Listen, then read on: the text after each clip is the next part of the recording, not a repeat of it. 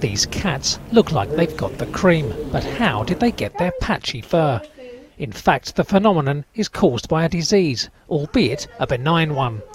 Piebaldism is the result of mutation in a gene called KIT. It's seen in cats, dogs, horses and cows. Occasionally human hair is affected. Melanocyte cells in the early embryo fail to migrate correctly, causing regions of the skin and hair to lack pigment.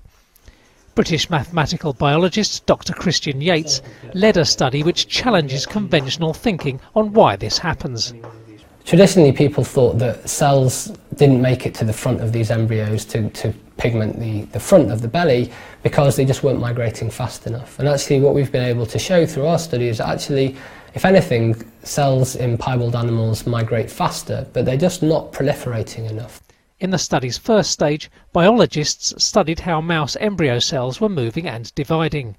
Their biological hypothesis was then transferred to a mathematical model.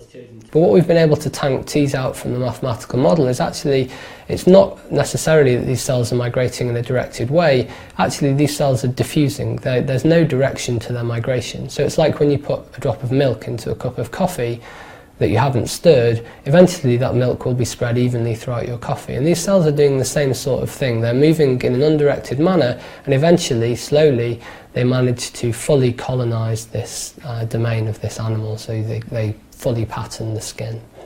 Piebaldism is one of a group of defects called neurochrystopathies, some of which manifest themselves in human deafness, heart problems and cancer of the nervous system. The study, published in Nature Communications, could help scientists better understand such serious conditions. Now they've told us how Kitty here got her spots.